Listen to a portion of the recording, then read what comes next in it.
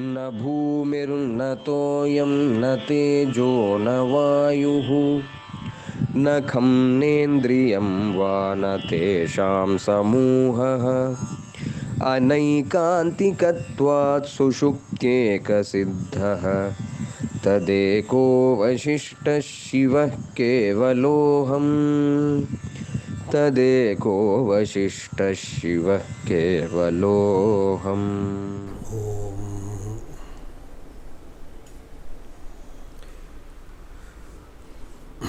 उपासकानां यदुपासनीयम् उपात्तवासं वटशाखिमूले तद्धाम दाक्षिण्यजुषा स्वमूर्त्यां जागर्तुचित्ते मम बोधरूपम् अमलरजतदेहं भाति चिज्योतिरेकम् हृदयकुहरमध्ये निष्कलं देवरूपम् निकटपथिविचारैः वृत्तिभिः सादरेण सभयम् अभिवरेण्यं तेजसा दीप्यमानं करणतनुधियां यः प्रेरकस्वेन भासा कबलितजगदण्डः पिण्डमध्ये शयानः सकलभुवनवासः सकलहृदयवासः शाश्वतो ब्रह्मरूपः पितरतु परिशुद्धिं चेतसो नः शिवाख्यः।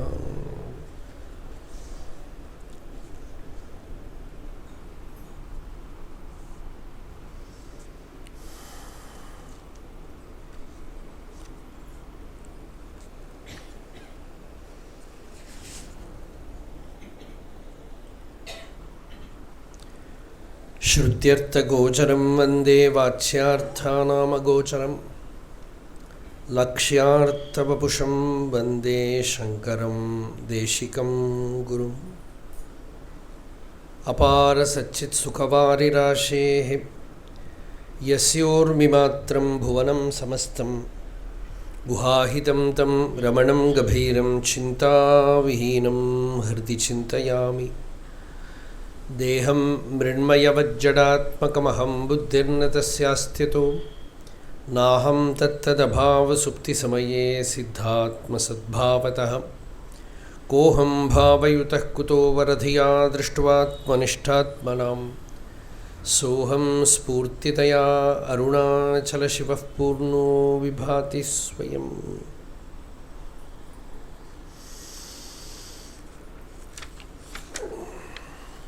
विदिता किल शास्त्रसुधा जलधें महितोपनिषत्कथितार्थनिधें हृदये कलये विमलं शरणं भव शङ्करदेशिकमे शरणम्। भव एव भवानिति मे नितरां समजायत चेतसि कौतुकिता मम वारय मोहमहाजलधिं भव शङ्करदेशिकमे शरणम्। In our Swadhyaya Yajna during this Chaturmasya Vrata,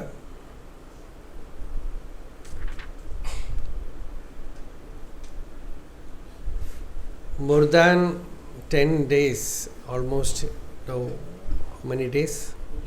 14 days. 2 weeks, we have been narrating the life and teachings of Adi Sankaracharya, Shankara Bhagavad-Pad. Yesterday the episode was Toṭakāshṭa's story, which reveals the glory, the greatness of Guru Bhakti.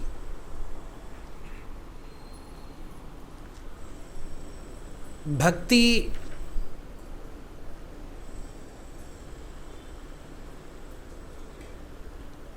is the center of spiritual life. Bhagavad-Pada says, see, first we can see Narada says, He is the Acharya of Bhakti.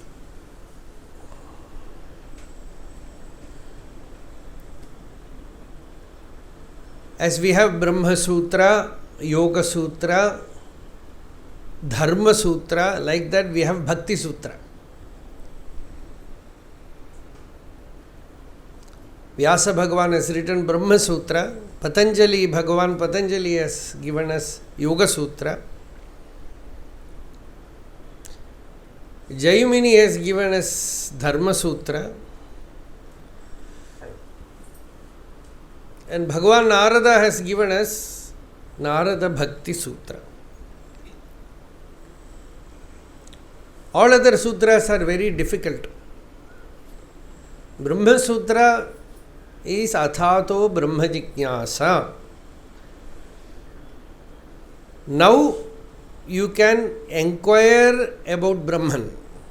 This is the first sutra. Now means what? After this means what? Atha, Ataha. After this, after what? After you have discrimination, dispassion, then sense control, mind control, the power to endure, pure faith, and the power to meditate, and intense longing for liberation. This is sadhana chatushtaya sampatti. If a person has all this, now he can inquire on Brahman. A person who has all this, he will say, why should I inquire about Brahman? Already he is there. Sadhana chatushtaya sampanna. See, when a person has sadhana chatushtaya sampatti, eteshu satsu eva brahma jignasitum jnatum cha shakyate. Only when all these prerequisites are there, a person can have right energy, if enough energy to take his self-inquiry to his destination. So this is Brahma Sutra. And Yoga Sutra is discipline. Athat Yoga Anushasanam. Anushasanam means order, discipline. Now the discipline of yoga begins. And Dharma Jignasa also, Athato Dharma Jignasa. After studying the Karma Kanda Veda Bhagas, you can have Dharma Jignasa. But Bhakti Jignasa, Narada says no question of Jignasa. Athato Bhaktim Vyakhyāsyāmaha. Now I will elucidate upon Bhakti. Because Bhakti is already there in everyone. The power to love is there in everyone. But people, without knowing what to love, they love all kind of things.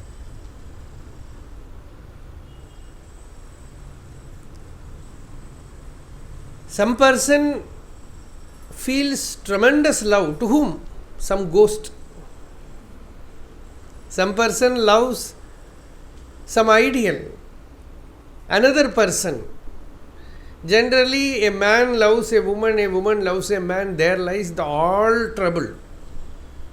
Pumsastriya mithuni bhavamedam tayor mitaha hridaya grantimahu. It's a mutual bondage. Tato griha kshetra suta apta vittaihi janasya mohoyam aham mameti. Rishabhadeva says in Bhagavata. From there, this delusion of I and mine, my house, my family, my body, all things come. That is the most easiest place to put love. And if that is not there, people get the same love turned towards their ashrama or some other ideal, something. See, the force is same. A person is unmarried, then he will realize, no, he will turn it towards something else. Sometimes he can become Hitler. The same force. So the same love when it is turned towards a higher ideal, Bhagavan. Who is Bhagavan? Anirvachaniya Premaswarupaha. An ideal which will never disappoint you. Where you can have all your love, your bhakti, your prema. And at last you find the same being as your own Atma, your own self, then the love get established. Narada says, Anirvachaniyam Premaswarupam.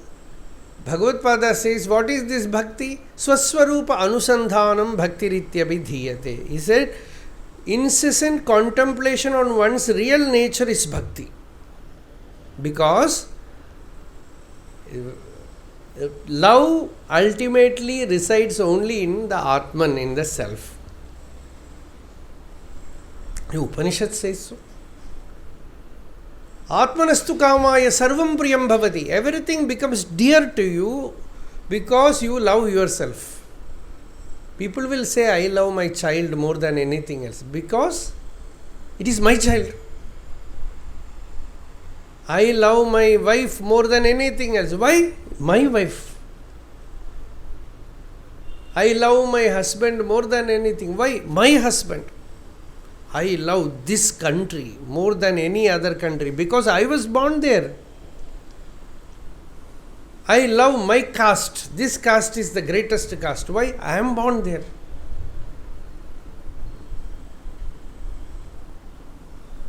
So anywhere you identify with yourself, you will say that is the greatest. Na patyuh kamaya patihi priyo bhavati, atmanastu kamaya patihi priyo bhavati, na jayayai kamaya jaya priya bhavati, atmanastu kamaya jaya priya bhavati, na putranam kamaya putraha priya bhavanti, atmanastu kamaya putraha priya bhavanti. This goes. Not for the sake of husband, not for the sake of wife, not for the sake of children, but for the sake of oneself, everything becomes lovable, dear. So true love, where does it reside? It resides in one's real nature, in one's swarupa. Even the body becomes dear for the self. Body is not dear. Sometimes you are fed up with the body, people commit suicide. If you ask the person, why are you committing suicide? Say, fed up with life, no peace. So you commit suicide, you will get peace. That is what I is thinking. He thinks that if the body is given up, I will have peace. Who will have? The inquiry has not happened. Without inquiring, there is a vague thinking that if I give up the body, I will have peace.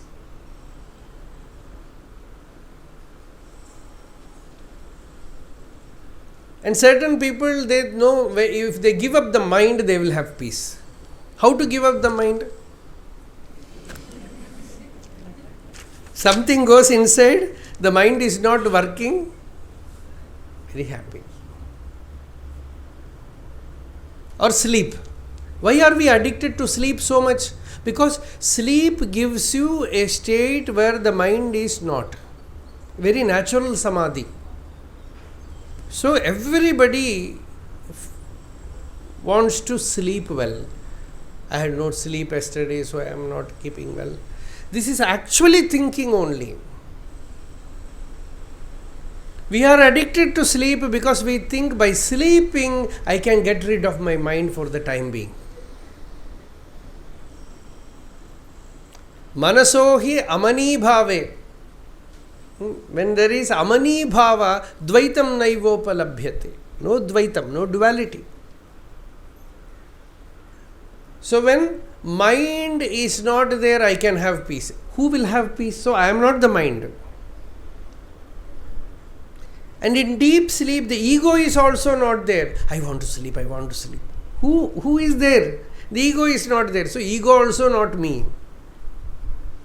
So when everything is got rid of, what remains is peace, is bliss, is ananda. So that is my real Swarupam. There lies true love. So this is the deepermost meaning for love. All other love trouble. Anywhere you keep your love, you will come to suffering.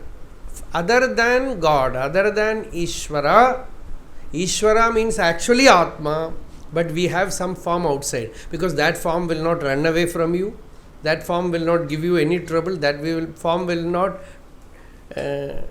fight with you.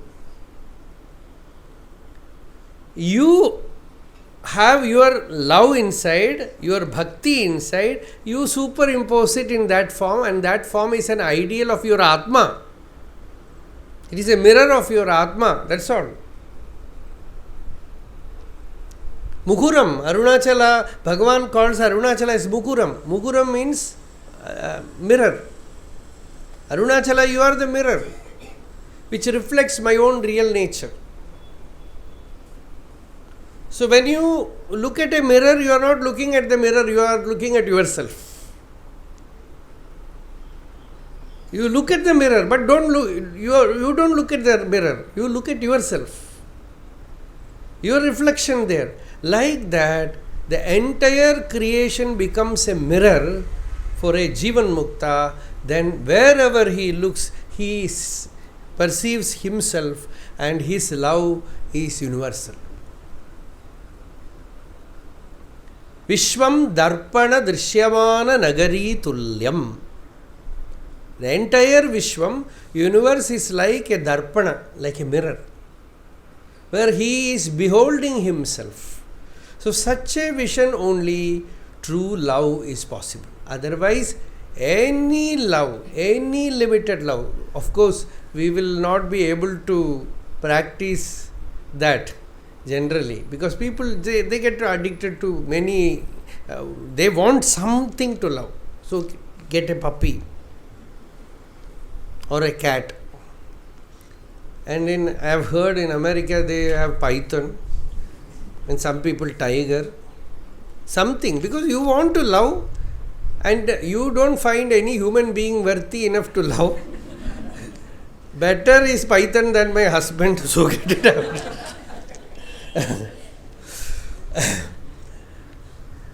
But the Upasana Shastra says it is very, very, very detrimental. If you want to love somebody, something, that individual or that ideal or that form should elevate you beyond the human level. That is why we say scripturally prescribed forms only you should do upasana. The Agama Shastras, which deal with temple pratishta, installation, they say you should not even do pratishta of Rama or Krishna, because they are incarnated. In Kerala, you see, every temple, they will have only Vishnu, Shankar-Chakra Gada-Pani. But in Sankalpa, you can say it is Rama or you can say Krishna, and you can do Alankara like Rama or Krishna, but the form is Vishnu, a Shankar-Chakra Gada-Pani. Because you should not, see, when even Bhagavan Ramana Maharshi or Sankaracharya, of course, we are drawing the picture, no photo, or Ramakrishna. When you take the picture, in Bhagavan's Nirvana room, for some days they kept a photo of Bhagavan with cancer, because that is the room where he lied in that state. So somebody thought it's a good idea to keep that photo there. So they kept that photo. So first itself I felt very bad. This is not the form a person should see. Then I left it. One day, one child came with me. And that child looked at that photo and asked, he got a shock. He said, Bhagavanukku kuda ipdi ellam varuma? He said, will Bhagavan also will have disease?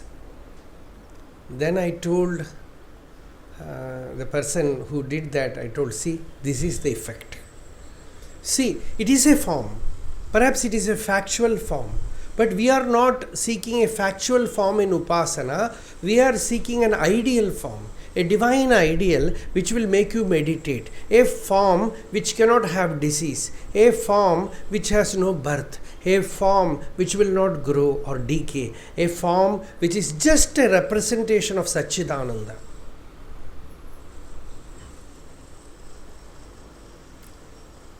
Bhagavan, some old devotees, they used to say, if you want to do Pradishta of Bhagavan, only two Vigrahas. Either do Dakshinamurti or do Subramanya, Dandayudapani Subramanya, and call it Ramana Bhagavan. Because you want only an ideal. Bhagavan is Atma. He is yourself. People think you get a photo, it will be more natural. Natural is not what we want. We want something transcendental. Natural means what? That takes birth, that grows, that decays, that dies. This idea should not come into your mind. That is the secret of Upasana. You are addicted to some form, so you have a form. But that form should not remind you of these flaws. It should remind you of Satchidananda, Nirguna, Nirakara, Nitya Shuddha Buddha. But that doesn't lessen any way this photo of Bhagavan. Because this form, it is like a prism through which you see the liberated state. That is a different thing altogether. I am not talking about the general photo, which is just a Jivan Mukta's form. Dehiva drishyate so parantva so kevalo hi atma. I am talking about general upasana. The greatest upasana benefit you will have when you have direct association with a liberated being, a jnani. Then naturally meditation will happen. Naturally you will see his form but won't see the form. Unnai naan uruvena enniye nanna nilamisai malayanum nilayinai needan unnuru aruvana unnida. Vinno kuravulaga alaidarum oruvanai okkum. As Bhagavan says, I came to see you, Arunachala, considering you as a form.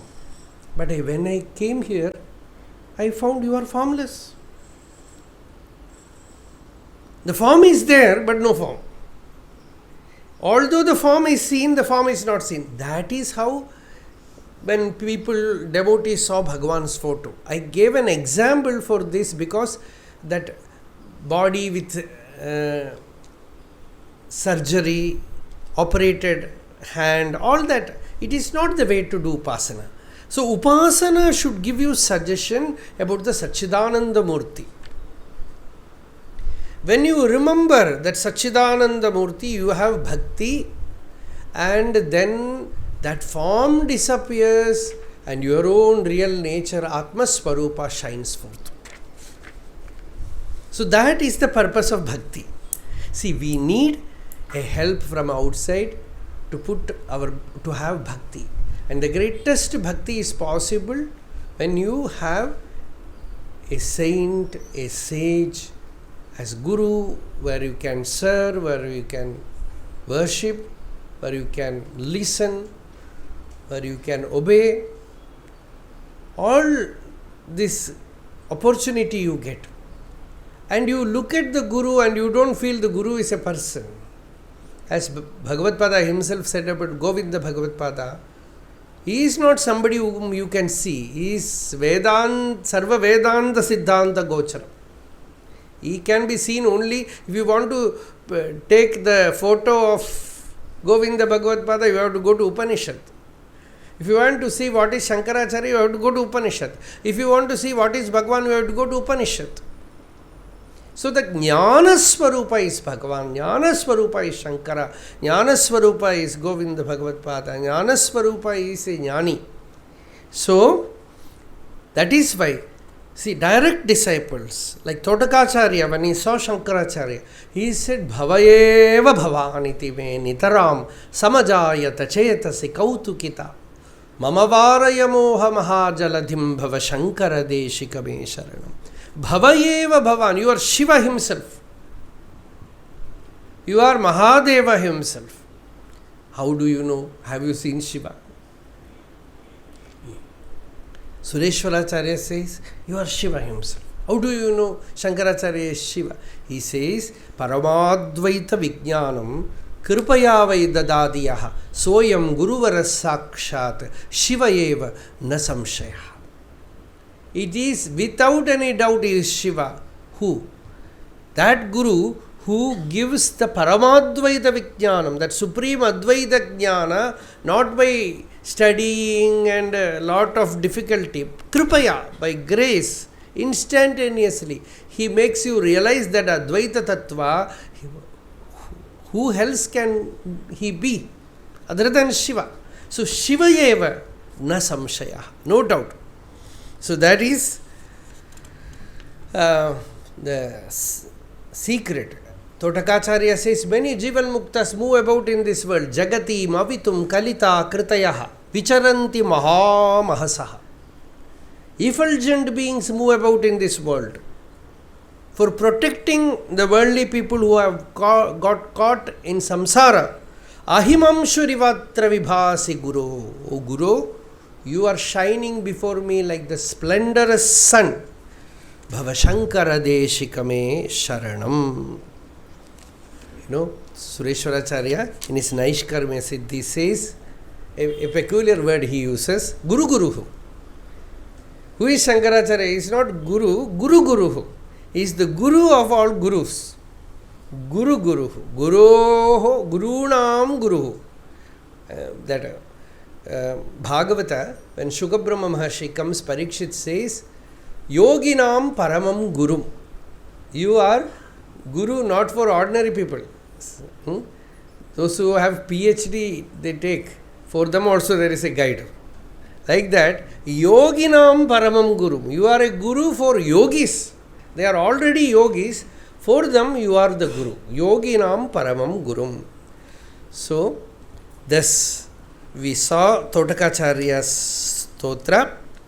And in that Stotra, one Stotra he says, Srutisāra-samuddharaṇa, he says, if you take refuge at the feet of Bhagavad-pada, Yesham Padau Prapannaha, those who surrender to his feet, see, they are directly seeing. So, hence, this is the direct record. What do you get? Shruti. You will get the knowledge of Shruti, Upanishad. Shama. You will have the mind control. Vinaya. Humility. It will all be like alankara in you. Shruti, Shama, Vinayash, Vinayaihi Bhushitaha, Shishya Sanghaha. If you want to know the Guru, you have to see the disciple. When you see the disciple, you will know the Guru. A disciple who have attained it. When you see him, there is Upanishad Jnana, there is peacefulness, calmness in his mind, there is humility. When all these pre-qualities are seen in the disciple, you can recognize the might of the Guru. So, Sadhyo Muktaha Sthitaha, and they are all Jivan Muktas. Yativara Mahitan, that Jivan Mukta, Bhagavad-pada, who is worshipped by all monks, all sannyasis, Yativara Mahitan, Yavadayur Namami, all my life I will worship his feet. So, in Sringagiri, Bhagavad-pada is staying. Yesterday we saw, sometimes he is in Mauna, sometimes he is speaking, sometimes he is debating. Multifaceted activities, but he is ever established in his real nature. They spend their days immersed in the bliss of Vedantic discussions. The study of the Prasthanatraya Bhashya was completed after a few months. Upanishads, Gita, and Brahma Sutra. Upanishads is Shruti Prasthana. The Upanishads directly declare the truth. They are called Shruti. And Bhagavad Gita gives commentary to Upanishads, so Smriti. And Brahma Sutra gives the logic, the reasoning for various mantras, why they say so. So that is Yukti Prasthana, Nyaya Prasthana. So these three are the three foundation of Advaita Sampradaya. One day Sureswara approached Acharya and said, Lord, all my doubts have been dispelled and I feel fulfilled. This is the only thing that a good disciple can say to Guru. By your grace, there is no doubt in me. There is profound peace in me. There is deep contentment in me. Your compassion is limitless. You sought me out, came to my house and took me into your fold. Acharya went to his house and got hold of him. Such a great scholar, mighty scholar. Bhagavad-pada went there and conquered. There is no way for me to repay your kindness. Tamil Kaivalya Navanitam, Bhagavan used to very often say, the disciple tells the same thing. Ayyane, Ananta Janmangal Yanadule Yanayanda Mayyane. O Lord, you have been inwardly controlling, governing me for innumerable births. Upadeshikya velivanda guruve potri. I failed to look at you inwardly, so you appeared, manifested before me. Nirmana kaya. Taking a special form. Uyave mukti nalgum udavikkivor udavinayen seyyumarundrum kanen tiruvadi potri potri. You gave such a teaching, Mahavakya, to me by which I was liberated. I am liberated. How can I repay you? This is the song of the disciple. And the Guru said, you abide in your real nature. That is the only upakara you can do. That is the only Guru Dakshana that you can do. Without, again, paving way for doubt, without again slipping to delusion, without again slipping to wrong knowledge, ajnana, ignorance, ajnana, viparita jnana and samshaya. Dushtamam tadaigal moondrum todarada vannam swarupa jnana nishtana irupayagil nishayum udaviyame. The only help you can do to me is that. Abide as the Atma, as the Self. Lord, will this be possible for me? I am not even capable of fathoming the depths of the Bhashya. Bhagavad-pada said, Sureswara, you must write a vārttika on Sutra Bhashya.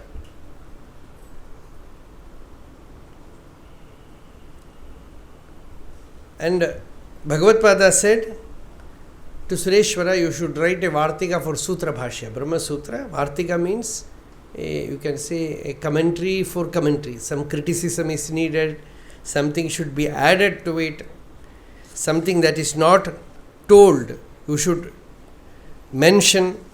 So it is all like Ukta-nukta Durukta Chindanam.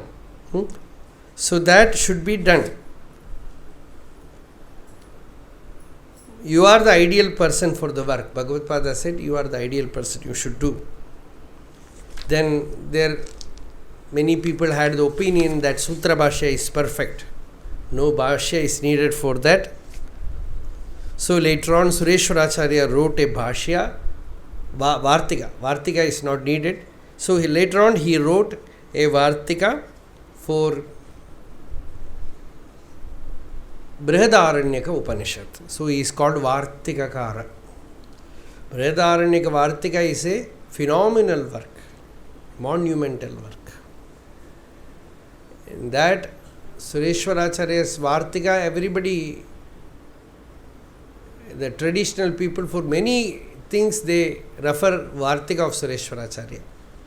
So it is a very, very huge work. So he wrote that for Sankaracharya's Brihadaranyaka commentary.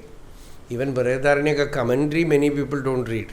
Then who is going to read vārttika?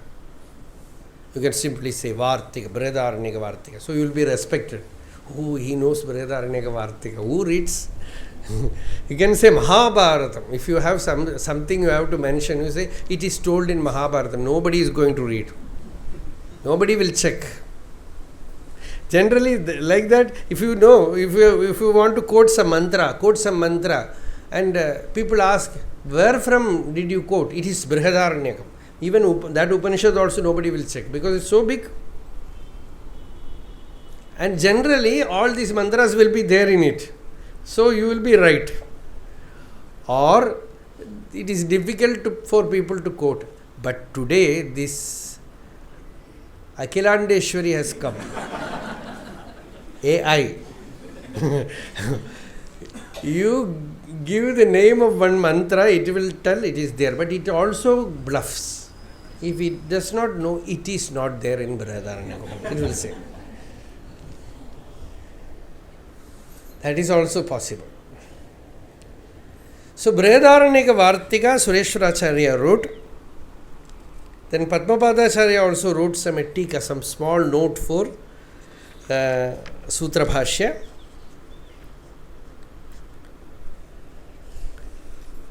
Bhagavad said all these things are secondary, one should abide in one's real nature. Uttama sahajavastha, madhyama dhyāna dhārana, kanishta shastra chinta cha, tirthayatra adhamadhama.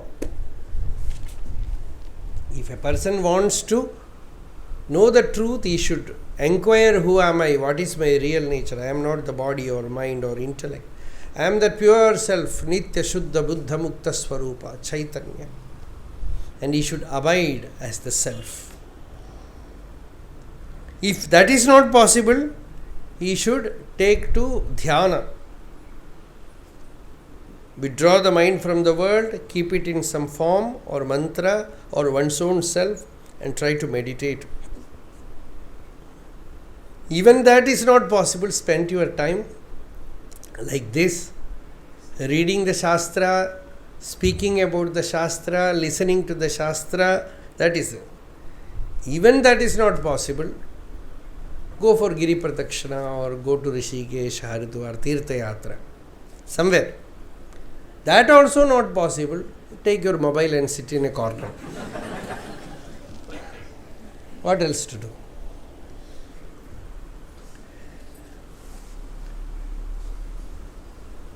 So, this is the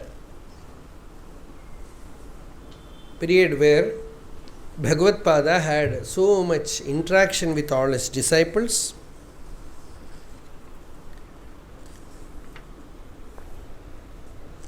At this time, Padmapada went for a Tirtha Yatra, as said. No, although he has attained Jnanam, he felt like going. Sometimes, you stay with, there are some incidents which I am not going to narrate now because time is also very less.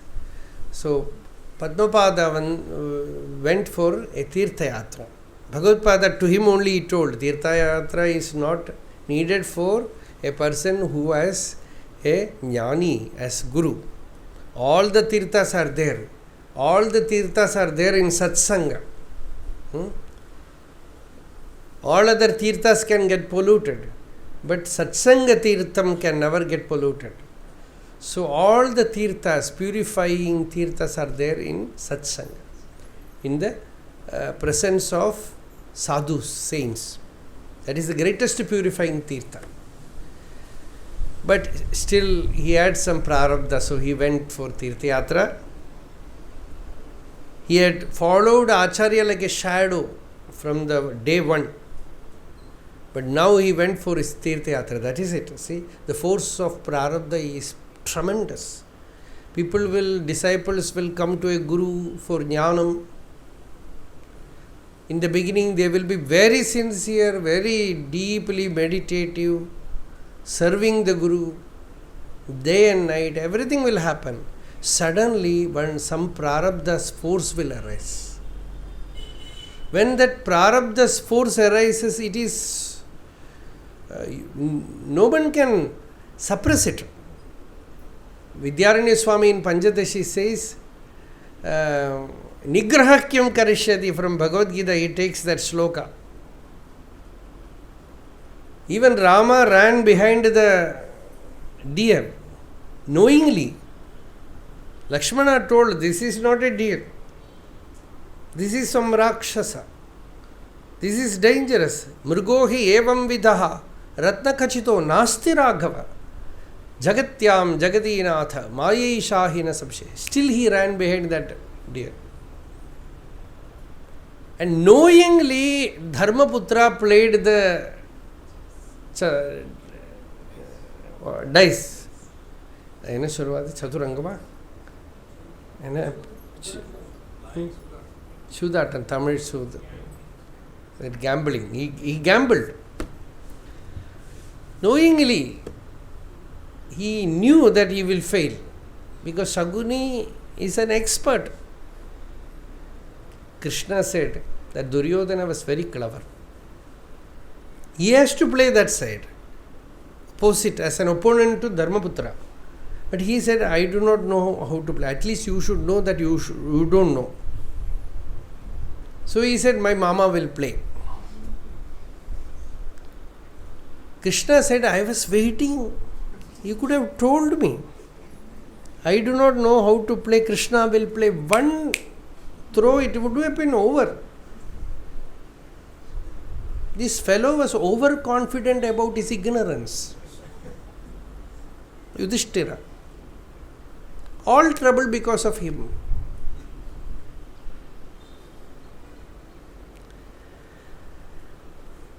Once he lost, then again he played. So this is force of prarabdha, force of destiny. So sometimes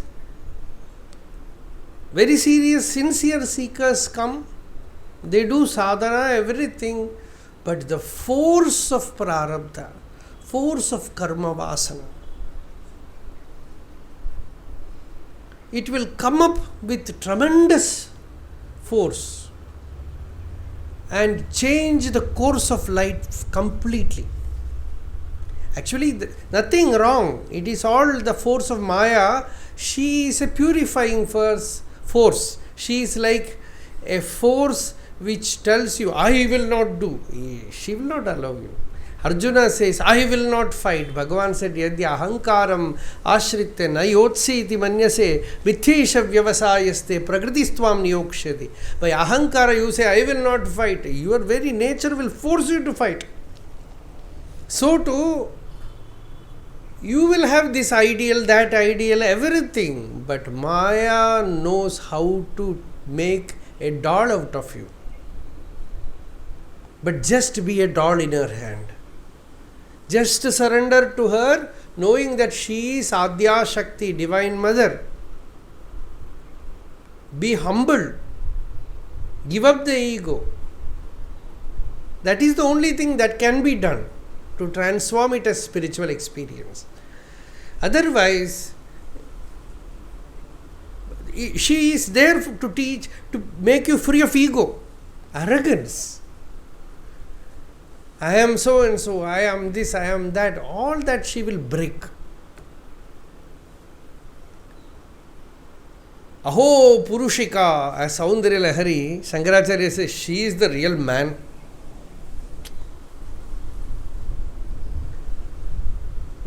Although she looks like a woman, she is the dear man, real man. Hope, manliness.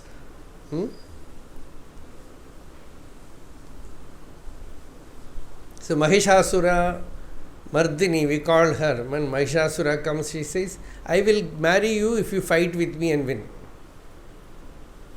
This fight. So this force sometimes plays in the life of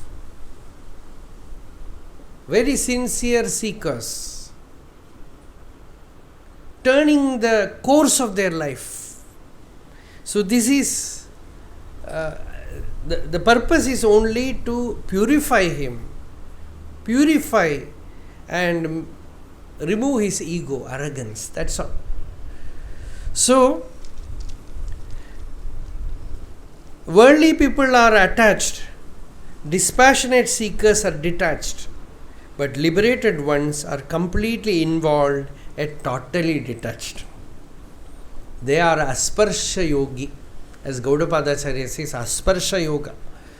Although they remain everywhere, completely looks like they are attached, involved, but absolutely detached. Asango hyayam purushaha. It is this uniqueness that makes it impossible to understand them. No one can love as much as a jnani. Love and detachment appear on the same screen. A jnani is neither attached nor detached. He is the screen on which both appear and disappear. When he takes up an activity, he is able to accomplish it with more involvement than worldly people. When he comes out of it, not even a trace of that samskara lingers in him. Just as a fish living in slushy water remains unstained by the slush, the heart of a jnani can never be stained. This is what Lord Krishna means when stating yoga karmasu kaushalam asakta buddhihi sarvatra.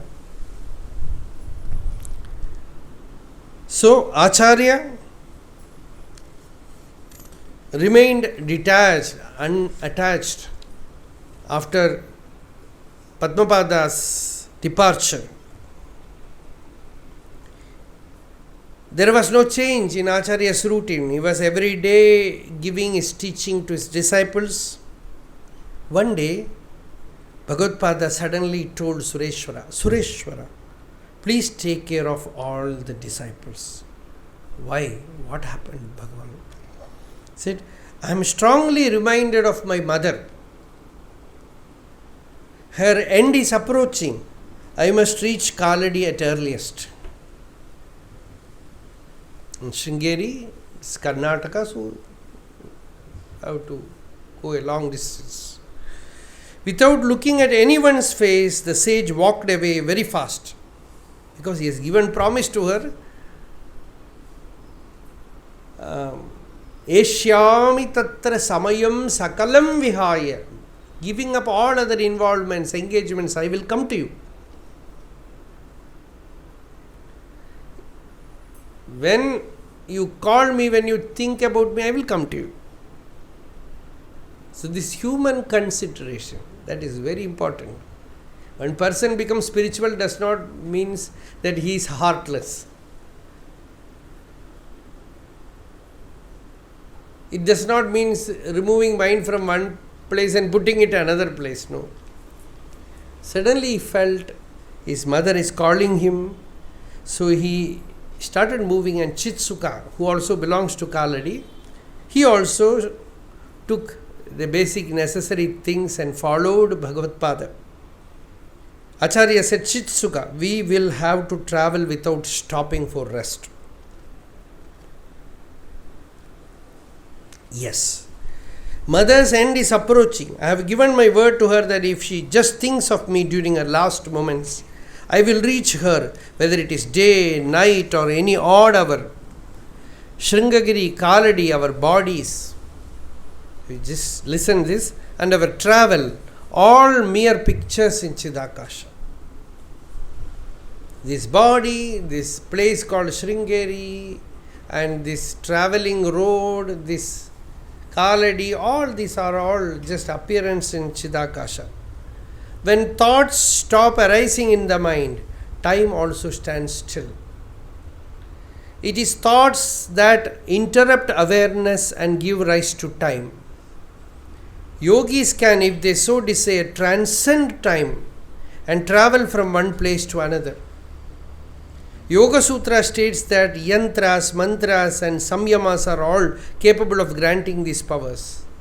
Chitsuka walked along listening to this unusual talk about yoga sadhana from Acharya. Acharya was talking about these things. Thus they walked and walked and walked, and they saw Purna from a distance. Purna river from a distance. At that time, Chitsukha did not feel that anything extraordinary had happened. He recollected his own previous journey from Kaladi to Kashi and is meeting Acharya there. They arrived at Acharya's home in the village of Kaladi. Aryamba Devi was on her deathbed. She had been telling her relatives from time to time, Shankara will come. He has told, believe me, mother, I will come. So I will not drop my body before he arrives. One of the elderly relatives remarked, I don't think he will come. An elderly person said, we hear from travelers and bards, that is the news carriers in those days. The travelers and bards are the singers. They will, one place story they will go and tell in another place. Generally in village itself such people will be there. In the easternmost corner in a house, you say something, within few minutes it will reach the west corner. There are people to do such selfless work. Especially it is a secret, it will reach very quickly. So, these bards, they are the carriers of news bearers. So, that old man said, we hear from the bards that Shankara is now a Jagat Guru. Even great sages regard him as equal to Vyasa. Some consider him as Lord Shiva himself and an Avatara Purusha.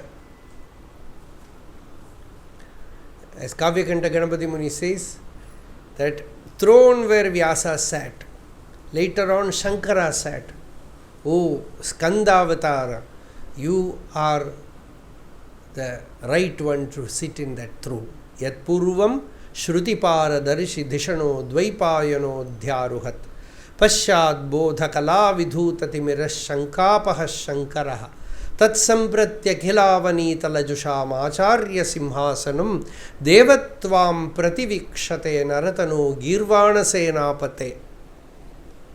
He calls Bhagavan as Girvana Senapati. So, today is Kavyakanta day.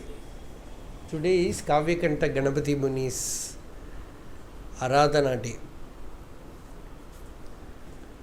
He is a mighty scholar,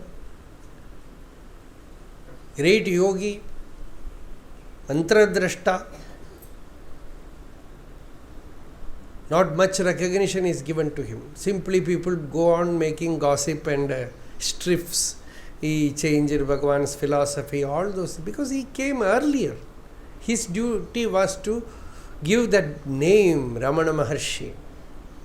He never bothered. He had done a lot of sadhanas, tantra, mantra before coming to Bhagavan.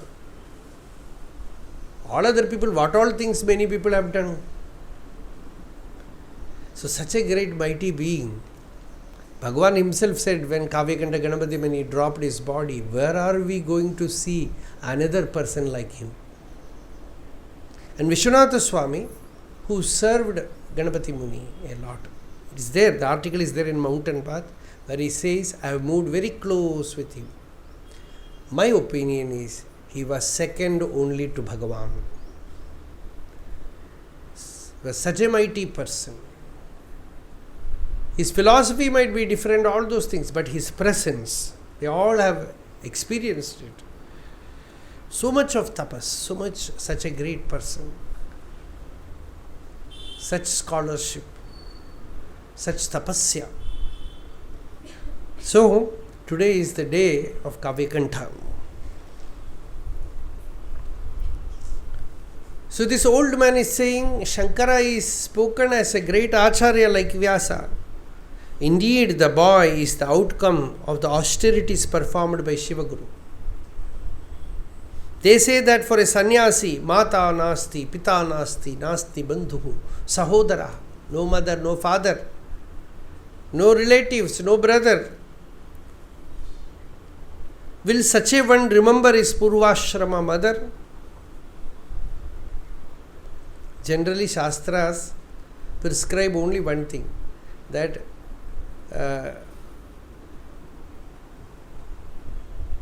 Yati is Sarvavandya. Everyone should do namaskara to Yati, a sannyasi. Even father. Sannyasi's father will do namaskara to sannyasi. But only permission given for a sannyasi to do namaskara is to generally, even temple, etc., they will not openly do namaskara. Generally it is not done. Generally it is closed door only, they will do the prescribed namaskara. That is Shastra Vidhi. But this Yati can do namaskara to his mother. Prasuhu Andya. Mother, he can do namaskara. He will do namaskara. This is the Shastra way. But by looking at everyone as Bhagavan, anybody can be, namaskara can be done. Nothing wrong in it. But it is generally the way. The Shastra prescribed path. So, here this old man remarked this. At that time, a few children came running, where Aryamba Devi was lying down, his relatives, some of them were there. Then some children came inside. 2 sadhus are coming, she said. They said, 2 yati, 2 sannyasis, 2 monks are coming. Aryamba's heart leapt with delight. The mother's heart smelt the fragrance of Shankara's presence. The light of affection flashed in her eyes. Aryamba, lying in bed, beheld a divine radiant being in front of her. Shining with a golden-hued complexion of the twilight horizon, the majestic, tall, sagely figure came in and stood before her. Aryamba Devi feasted her eyes on the figure clad in saffron robes, wearing rudraksha beads on the neck and holy ash on the forehead, holding a staff and a water pot in the hands. The son prostrated to his mother.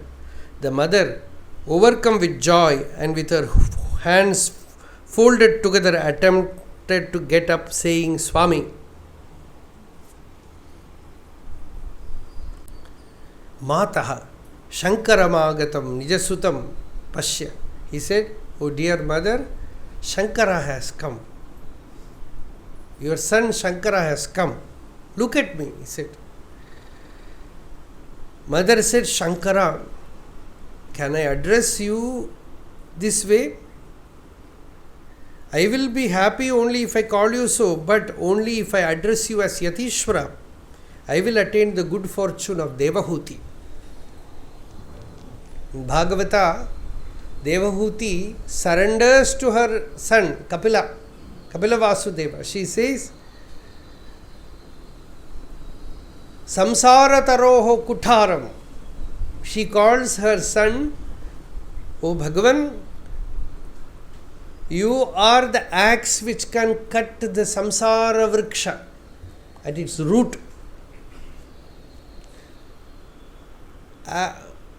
My mind is in darkness, rescue me from this samsara, give me upadesha.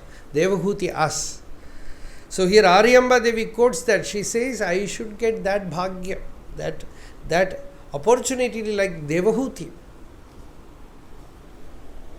So only if I look at you as Guru, I will get that. I was anxious as to whether you would come. It is not because of my motherly affection towards her son. I know well who you are. What is the use of holding on to my attachment when I know that death will happen at any moment? See, such a great mother, that is why Shankara was born. Shankara, I feel relieved. You have risen as the son of Jnana in this world of darkness. My dear, you are my only support. Acharya said, Mother, Vishnu is Sankaracharya and I will remain here. Please tell me what you wish.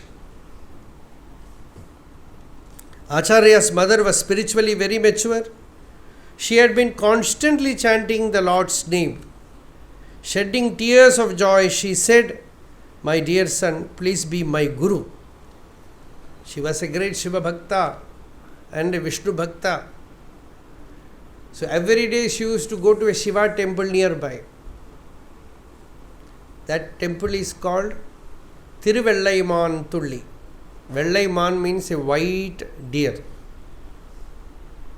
One day she had a vision that there is a divine manifestation of Shivalinga nearby. You go and you will see a white deer nearby. And near that you will see a linga. And that is this Tiruvannamalai Tulli temple. Kaladi, you can go to the temple now. It's a very good temple. So, she used to worship Shiva there. And very near her house, this Krishna temple is there. So here she said, "My dear son, please be my guru. You move around freely like the wind, like the sun. You shine for the sake of the world. I will not keep you here for long."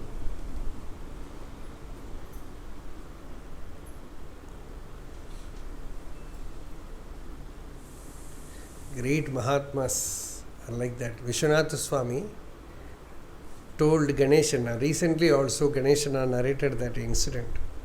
It's very peaceful jnani. He told, he was residing in the ashram, that there is a hospital there, ashram, inside ashram, not the hospital that is now, where Bhagavan was operated. In that he was staying at that time. So he told Ganeshana, "Ganesha, I will not give you trouble." He was having some physical problem, some sun heat problem. So only 3 days. I will not give you trouble. On the third day morning, Ganeshana went there. He said, "Evening 4:30 you come. By 5:30 it will be over." So by 4:30 Ganeshana went there. Said, "Say, you have seen. Now you will have duty in office. You go." Exactly by 5:30 he dropped his body. So, if death is like that, it is very beautiful. "My dear son, please be my guru. You move around freely like the wind, like the sun. You shine for the sake of the world. I will not keep you here for long. My last moment is nearing. Give me Ishvara Sakshatkara, God realization. I do not wish for anything else." Acharya remained absorbed in meditation near his mother.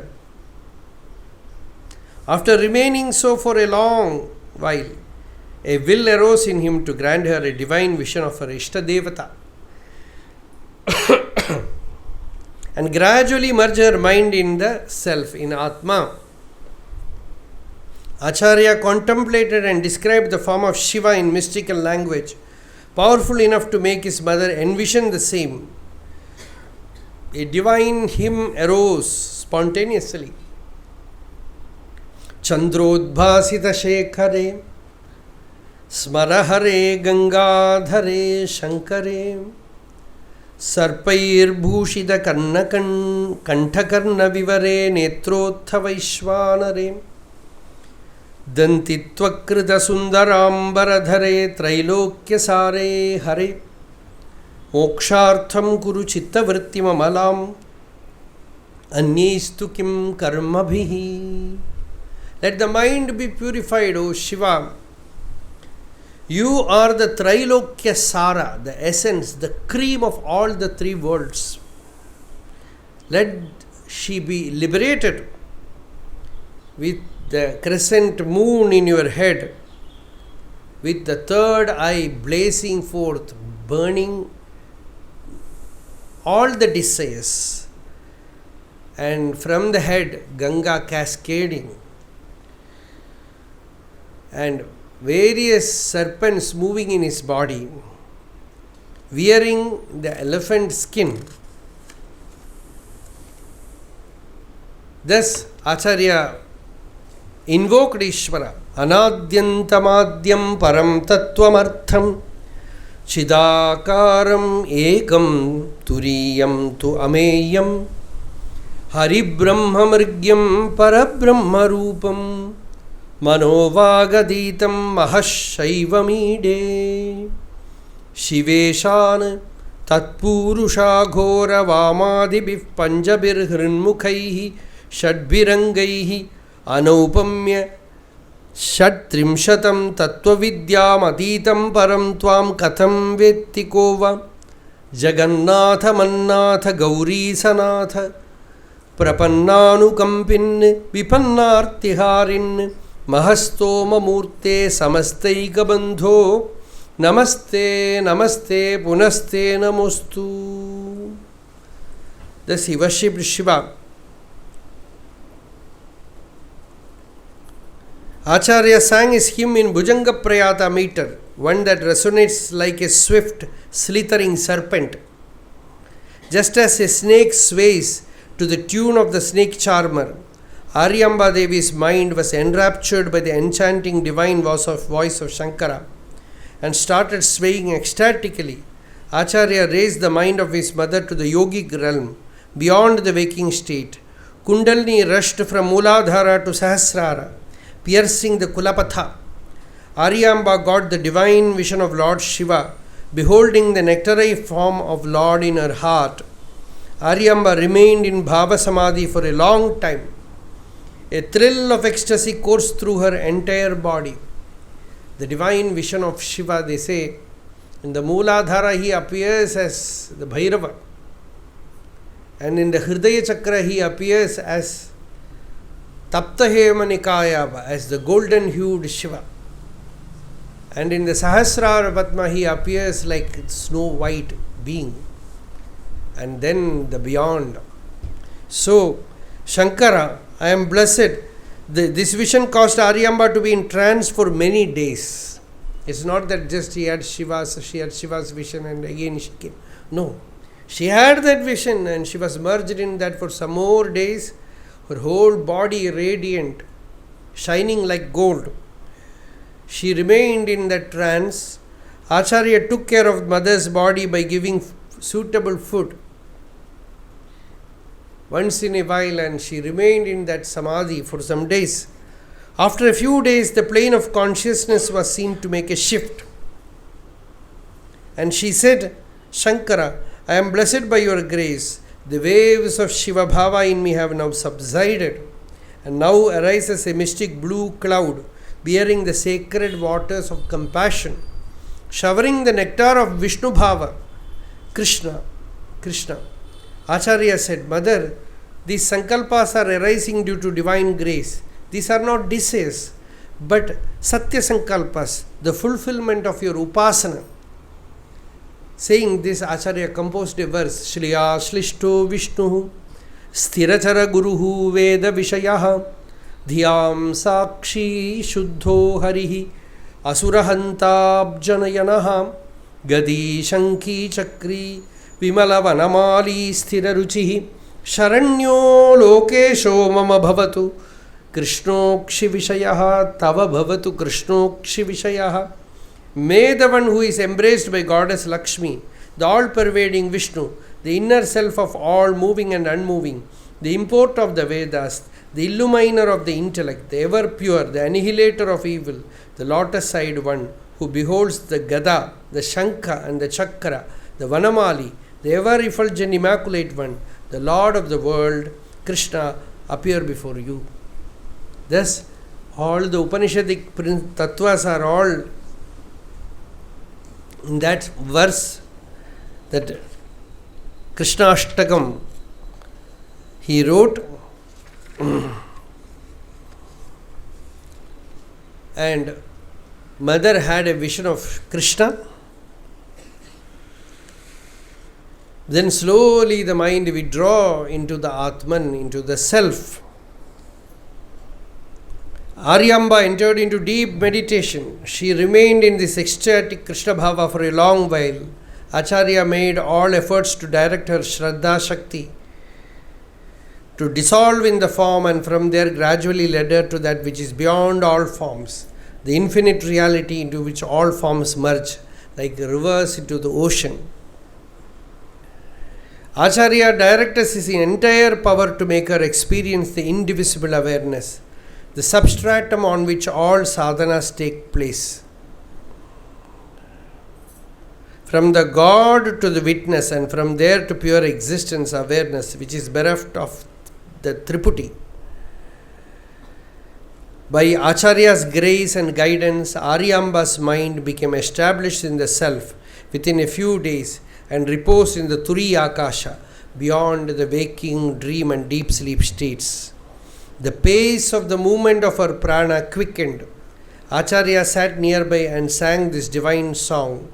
Swatmanyanastamaya samvidhi kalpitasya vyomadi sarva jagata jagatah pradadadi sattam spurtim swakiyamahasa vitanoti sakshat yad brahma tattvamasi kevala bodhamatram samyak samadhi nirataihi vimalantarange sakshadavekshya nijatattvam apara saukyam santushyate paramahamsa kulaihi ajasram yad brahma tattvamasi kevala bodhamatram antarbahi swayam akhanditam ekarupam aropitarthavadudanjati mooda buddhehe mritsnadivad vigada vikriyam atmavedyam yad brahma tattvamasi kevala bodhamatram shrutyuktam avyayamanantam anadimadhyam avyaktam aksharam anashrayam aprameyam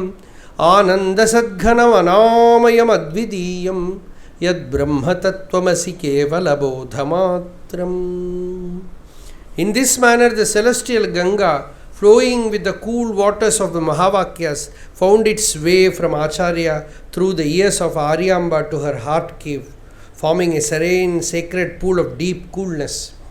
The Divine Mother, holding the spark of the I, Aham, moved into the current of Chit-Jyoti and gradually into the still, unmoving and serene form of her own real self, to the state of Shanti Samriddham Amritam, peace ineffable, full, immortal, as sung in the Shruti. She was established in the eternal permanent self, absolutely devoid of any further birth or transmigration. The Upanishad says, Na tasya pranaha utkramanti. The prana of a liberated person will not go out. Tatraiva praviliyate. It just merges there. The mother thus attained the goal that is difficult even for yogis to attain. Even though she viewed the Paramahamsa, who is none other than Parameshwara himself, as her own son, although the Shruti denies ritual for a sannyasi, Acharya performed the mother's final rites to fulfill the promise he had made earlier. This action of Acharya was severely criticized by the orthodox. Acharya's response was, Nistraigunya pati vicharataha, ko vidhihi ko nishedaha. Are there do's and don'ts for the Paramahamsa established in the self that is beyond three gunas? A sannyasi should not perform action. A grihastha must not relinquish action. A jnani has nothing to gain or lose by performing or non-performance of actions. Acharya is neither a sannyasi nor a grihastha. He is a complete jnani, ever established in the self.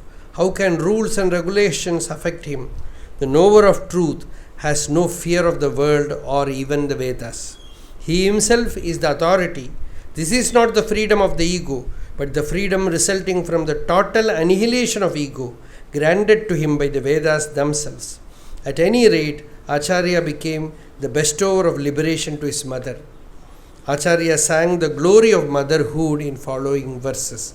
Astam tavadiyam prasuti samaye durvara shulavyatam nairuchye tanushoshanam malamayi shayyacha samvatsari ekasyapi na garbhabhara bharana kleshasya yasyakshamodatum nishkritim unnatopi tanayah tasyi jananyai namaha. I worship that Janani, that mother. This is the verse. We will go through many of these verses once again tomorrow morning in the beginning. Together with we can see the glory of motherhood. Aragamma, how Bhagavan also did the same thing in a different way, that we will see tomorrow. Arunachala Shiva, Arunachala Shiva, Arunachala Shiva, Arunachala, Arunachala Shiva, Arunachala Shiva, Arunachala Shiva, Arunachala.